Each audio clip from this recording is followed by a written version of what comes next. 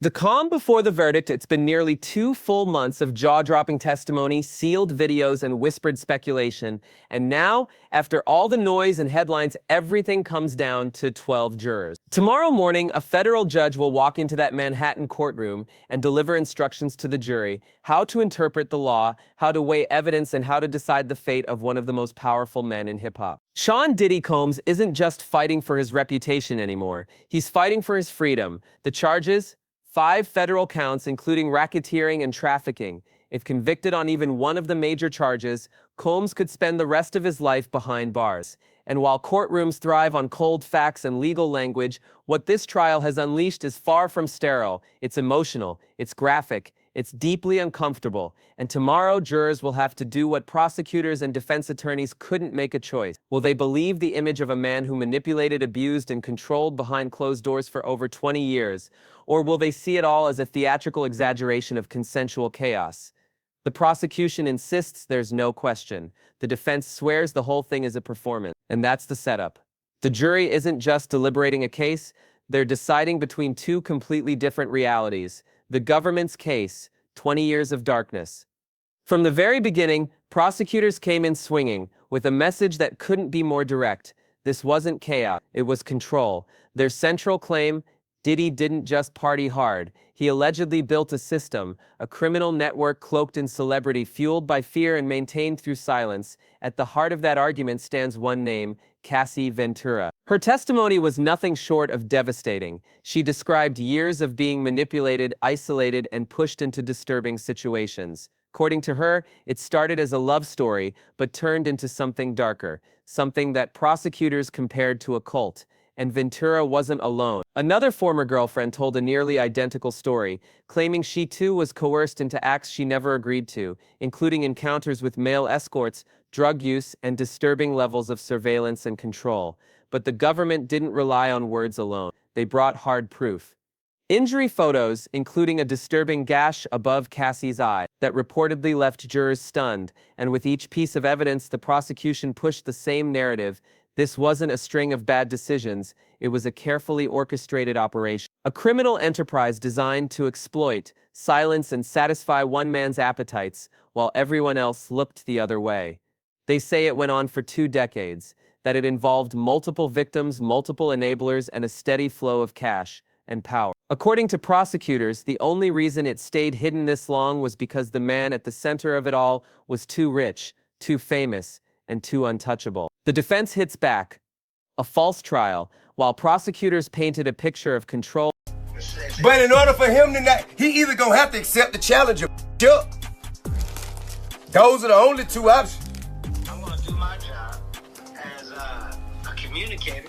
Yeah. I'm gonna communicate. Yeah. I'm gonna communicate. Yeah. In a Kevin Hart-esque way. Yeah.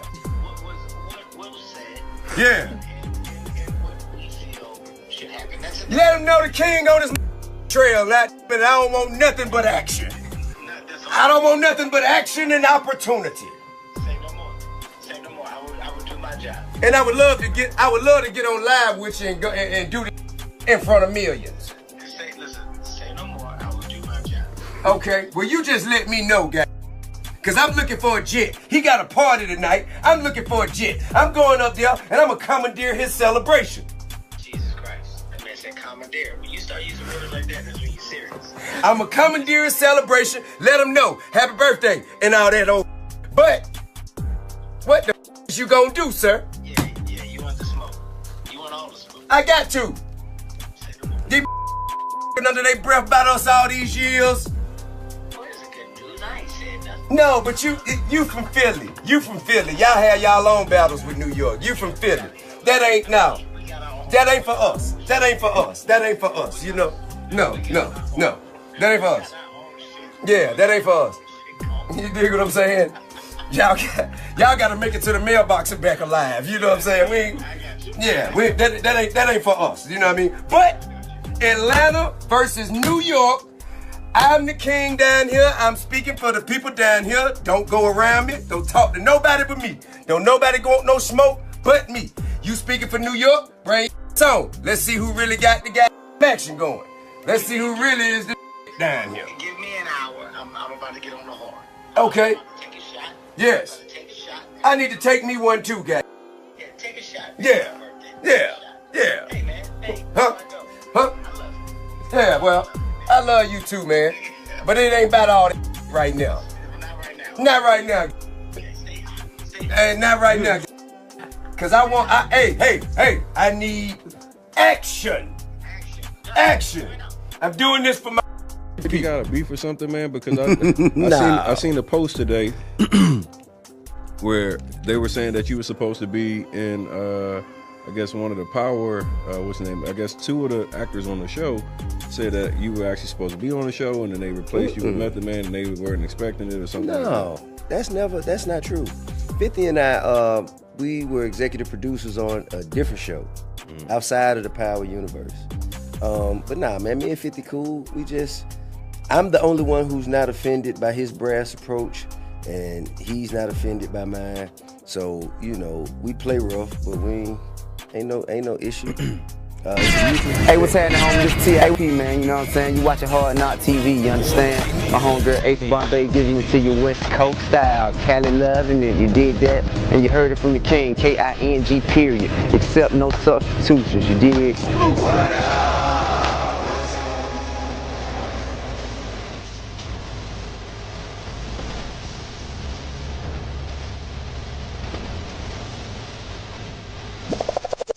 Now, we usually expect you, if anyone's coming at you, that you don't come back. But I see that you, and what I've been reading is that you've changed your mentality. But how do you, how are you dealing with when, the 50 cents are coming at you? Well, I mean, honestly, man, to be perfectly honest with you, man, I gotta deal with each situation as how I hear it come out of the person's mouth. You can misinterpret songs, lyrics, you know what I'm saying? When you're being interviewed and someone asks you, how do you feel about this? I gotta take that, I gotta take your verbal rather than listen to your lyrics and jump to a conclusion. And when I heard him speaking on it, he said he wasn't talking about me, you know what I'm saying? And me and 50 always had a decent rapport, you know? It wasn't never nothing negative. So, and like he said this in conversation. At the same time, he said, man, he's never had a problem with saying people's names when he's speaking on them. And that's not like 50.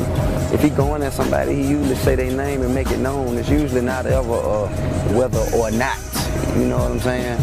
And so I think that it's just unnecessary to jump to a conclusion and, you know, create an issue where there is none. Now with Shorty Low, I see you've kind of let that just go to the side. Is this something that you just are kind of like, I'm over dealing with beefs? I mean, it's lame, for real, dog. Like, this is not what we started rapping for. You know what I'm saying? Like, if anything, man, everybody has a position to play in life. My position is to win. Be the best at what I do and look good doing it. You know what I'm saying? Other people's in position where their position is to hate.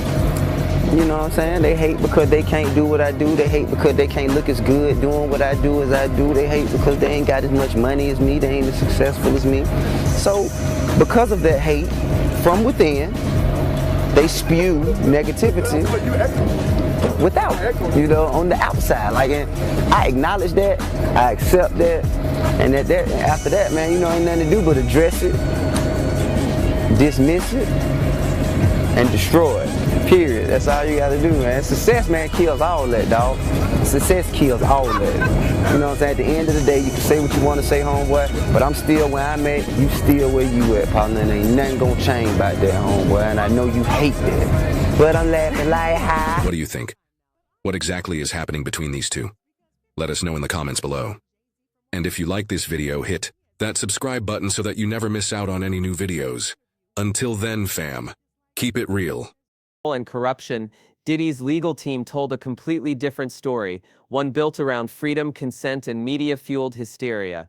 To them, this trial wasn't about justice. It was about revenge. About a culture that's quick to tear down icons the moment rumors start swirling. In closing arguments, Diddy's lead attorney didn't just defend him. He went on the offensive, calling the entire case a false trial and an exaggerated performance meant to make headlines, not find truth. The defense argued that every encounter described in court was consensual, every so-called freak-off party, just a wild adult night with consenting participants. Nothing illegal, nothing coerced, just celebrity indulgence spun into scandal. And the evidence? The defense mocked it. Photos of baby oil and guns? They called it pathetic. Graphic texts? Just dirty talk between adults? Emotional testimony? According to them, it was performance, not proof. Diddy's team accused the prosecution of criminalizing a lifestyle, turning kink and wealth into a federal case, and then came the line that cut through the courtroom like a knife. If Sean Combs had been charged with domestic violence, he would have pled guilty.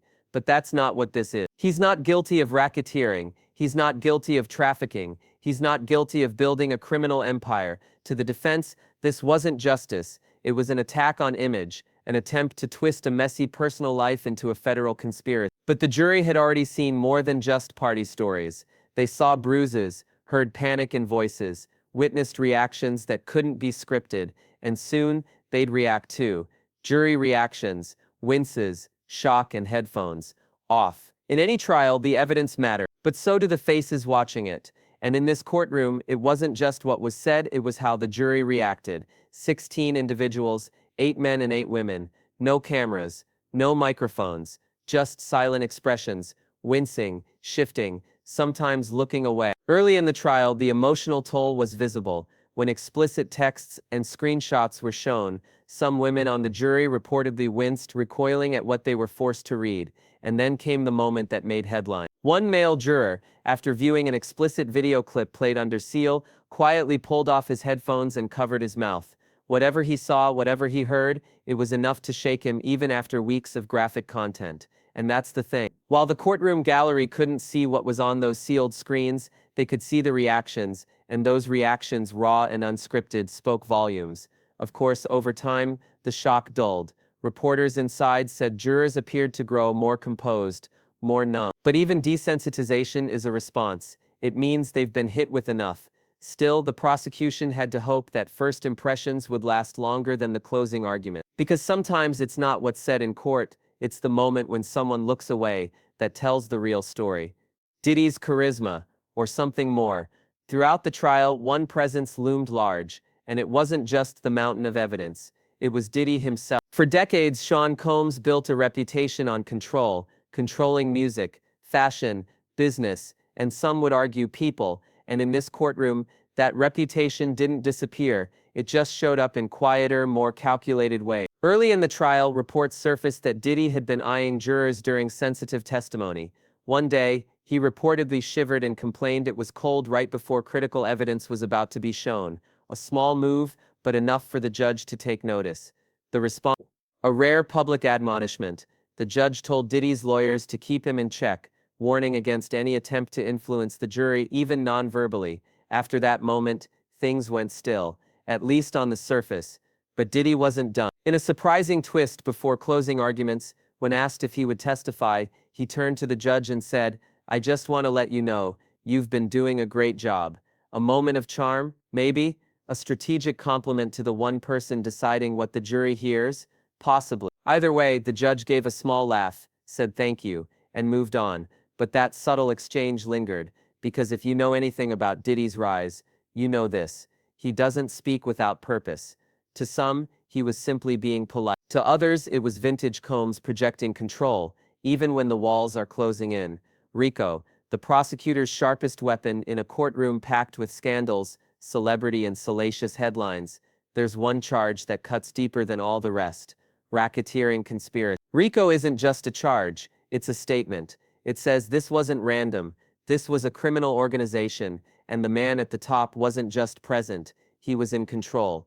To convict Diddy under RICO, prosecutors had to do more than shock the jury, they had to connect the dots. They needed to prove that multiple people in his inner circle, staff, bodyguards, even former employees, committed acts that were part of a larger plan, and those acts, they weren't minor. We're talking kidnapping, arson, forced labor, witness tampering, trafficking, and interstate transportation for prostitution, each one chilling. But together they form the spine of the government's case, that Diddy allegedly ran a crime ring, where women were coerced, drugged, and pulled into disturbing orchestrated events. Prosecutors say were known as freak-off. Behind the music videos and velvet ropes, they say, was something much darker, a tightly controlled ecosystem of fear, power, and abuse.